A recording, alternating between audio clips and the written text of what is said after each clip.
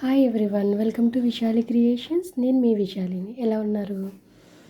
ఈరోజు నేను మీకు ఏమి నేర్పించబోతున్నానంటే, బ్లౌజ్కి బ్యాక్ సైడ్ చూసారా, నెక్ తర్వాత లోపల ఈ బెల్ట్ అనేది వేసుకుని హెమ్మింగ్ చేస్తాం కదా.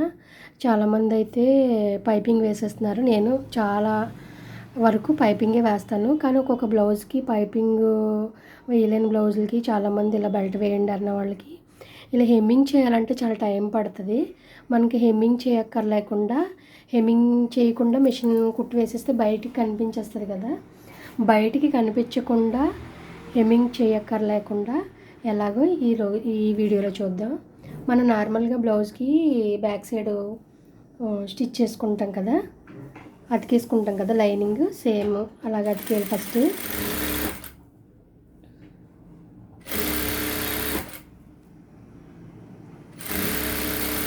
మొత్తం ఇలా అతికేసిన తర్వాత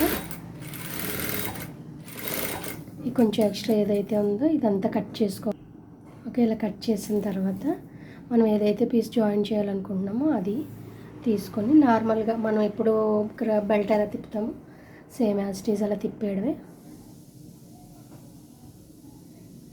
ఇలాగా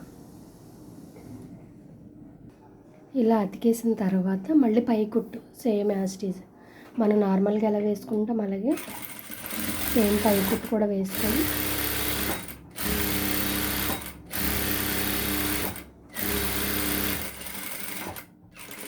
ఇప్పుడు చూడండి. ఇప్పుడు ఇక్కడ ఎలా అంటే ఇది ఉంది కదా, లైనింగ్ విడిగా తీసుకోవాలి, అసలు ముక్క విడిగా తీసుకొని ఇలా పెట్టి ఇది మనం ఎంతైతే ఫోల్డ్ చేయాలనుకుంటున్నామో అంత ఫోల్డింగ్ చేసి లైనింగ్ మీద కుట్టు అనేది వేయాలి. లైనింగ్ మీద కుట్టు అనేది వేయాలి.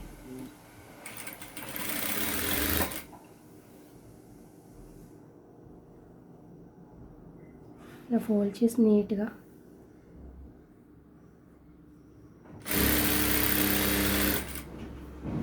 మనకు వెనకాల ఖర్చు కనిపించదు, పైపింగ్ వేయాల్సిన అవసరం ఉండదు, హెమ్మింగ్ చేయవలసిన అవసరం కూడా ఉండదు. మనకు అసలు బ్లౌజ్ మీద కుట్టు కూడా రాదు.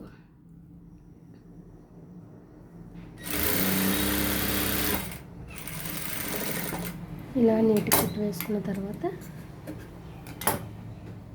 మనం నెక్ అనేది నార్మల్గా తిప్పేయచ్చు. చూసారా, పైన కుట్టు హెమ్మింగ్ చేయక్కర్లొద్దు, లోపల కూడా మనకు నీట్గా వచ్చింది. చూసారు కదా, సేమ్ మనకి బయటకు అయితే కుట్లు కనిపించవు, లోపలికి కూడా మన కుట్టు అనేది బాగా కుట్టుకోవచ్చు. ప్రతి బ్లౌజ్కి ఇలా వేసుకుంటే చాలా నీట్గా వస్తుంది, వర్క్ కూడా చాలా ఫాస్ట్గా అయిపోద్ది. హెమ్మింగ్ వర్క్ అయితే మనకి ఇక్కడ చేయక్కర్లేదు, పైపింగ్ కూడా అవసరం లేదు. ఆ కుట్టిన ముక్కనే మనం నార్మల్గా ఫోల్డ్ చేసి కుట్టేయచ్చు అన్నమాట.